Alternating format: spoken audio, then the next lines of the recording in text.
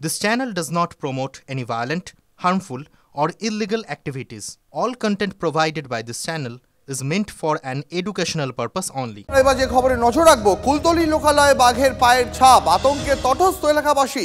সকাল সকাল বাঘের পায়ের ছাপের দেখা মিলল, আতঙ্ক কুলতলি ব্লকের মইপিট বৈকুণ্ঠপুর পঞ্চায়েতের শ্রীকান্তপল্লী এলাকায়।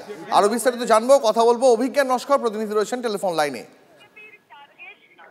তোমাকে জানিয়ে রাখি যে কুলতলির লোকালয়ে কিন্তু সকাল থেকে বাঘের আতঙ্ক সেখানে গ্রামবাসীদের মধ্যে তাড়া করে বেড়াচ্ছে। কারণ আজকে সকালবেলা কুলতলি ব্লকের মইপিট বৈকুণ্ঠপুর গ্রাম পঞ্চায়েতের ওখানকার যে শ্রীকান্তপল্লী রয়েছে সেখানকার মৎস্যজীবীরা সকালে যখন নৌকা করে তারা যখন মাছ ধরতে বের হচ্ছিল, সেই সময় তাদের নজরে আসে যে গ্রামের দিকে যে লোকালয় রয়েছে সেখানে বাঁধের উপরে কয়েকটা পায়ের ছাপ রয়েছে বাঘের। স্বাভাবিক কারণেই মানুষের মধ্যে আতঙ্ক তাড়া করে এবং সঙ্গে সঙ্গে মুহূর্তের মধ্যে গোটা এলাকায় বাঘের খবর ছড়িয়ে পড়ে এবং ঘটনাস্থলে মইপিট উপকূল থানা পুলিশ যেমন গিয়েছে, সেই সঙ্গে সঙ্গে বন দপ্তরের নলগড়া বিটের বন দপ্তরের কর্মীরাও সেখানে গিয়েছে। অভিজ্ঞান, বন দপ্তর কি নিশ্চিত করেছে যে এই পায়ের ছাপগুলো বাঘেরই পায়ের ছাপ? দেখো, এই মুহূর্তে কিন্তু বনকর্মীরা একেবারে নদীর চরে কাদার মধ্যেই তারা নেমে এই মুহূর্তে তারা সেই পায়ের ছাপ অনুসরণ করে তারা দেখছে যে এই ছাপটি আদতে টাটকা বাঘের পায়ের ছাপ কিনা, নাম্বার ওয়ান। এবং সেই সঙ্গে সঙ্গে বাঘটি আদতে গ্রামের মধ্যে যে লোকালয় রয়েছে, অর্থাৎ যে ম্যানগ্রোভের জঙ্গল ঝোড়ঝাড় রয়েছে সেই ঝোপের মধ্যে লুকিয়ে আছে কিনা সেটা সুনিশ্চিত হওয়ার কাজ চালাচ্ছে। কিন্তু গ্রামবাসীরা দাবি এবং উপপ্রধান যারা দাবি করেছেন যে ওইখানে কিন্তু সেখানে বাঘের গর্জন শোনা গিয়েছে কয়েকদিন ধরে, এবং যেহেতু একেবারে জঙ্গল লাগোয়া লোকালয় সেই কারণেই মানুষের মধ্যে কিন্তু আতঙ্কটা তাড়া করছে। একেবারে অভিজ্ঞান, অনেক ধন্যবাদ তোমাকে। নজর রাখো। আর ডিপলি যাওয়ার দরকার নেই, চলে আসো।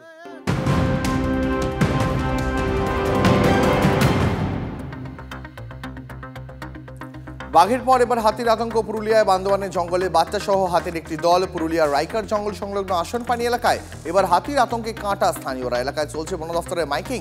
জঙ্গলের রাস্তা এড়িয়ে চলার বার্তা দিয়ে সতর্ক করেছে বন দফতর। 21টি কচ্ছপ সহ চন্দননগর স্টেশন থেকে আটক এক মহিলা। বিহার থেকে দুন এক্সপ্রেসে কচ্ছপ নিয়ে আসা হচ্ছে। খবর পেয়ে চন্দননগর স্টেশনে হানা দেয় জিআরপি। মহিলার ব্যাগে তল্লাশি করে উদ্ধার করা হয় 21টি কচ্ছপ। কার কাছে বিক্রির ছক আর কারা কারা জড়িয়ে রয়েছে এই চক্রে তদন্ত শুরু করেছে পুলিশ।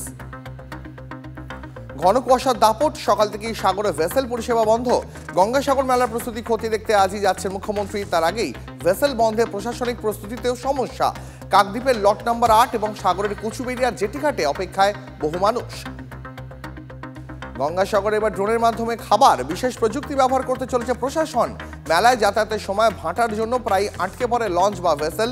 সেই সময় ড্রোনের মাধ্যমে পুণ্যার্থীদের জন্য খাবার পৌঁছে দেওয়া হবে, পাঠানো হবে জরুরি সামগ্রীও। বেআইনিভাবে ই রিক্সা বিক্রির অভিযোগে দোকান সিল করল পরিবহন দফতর। অবৈধ ই রিক্সা জেরে রাস্তায় বাড়ছে যানজট। পশ্চিম মেদিনীপুরের আরটিওর নেতৃত্বে খড়গপুরের পানা ছত্রে চলে অভিযান। বাজেয়াপ্ত ই রিক্সা, ই স্কুটার, দোকান মালিককে আর্থিক জরিমানা। সম্পত্তি নিয়ে বাবা ছেলের মধ্যে বিবাদ। গোলমালের সময় বাবাকে ধারালো অস্ত্রের কোপ, রক্তাক্ত অবস্থায় মাটিতে লুটিয়ে পড়লে উলুবেড়িয়া শরৎচন্দ্র মেডিকেলে ভর্তি করা হয় আহতকে। অবস্থার অবনতি হওয়ায় তাকে কলকাতা স্থানান্তর করা হয়েছে। অভিযুক্ত ছেলেকে আটক করেছে পুলিশ।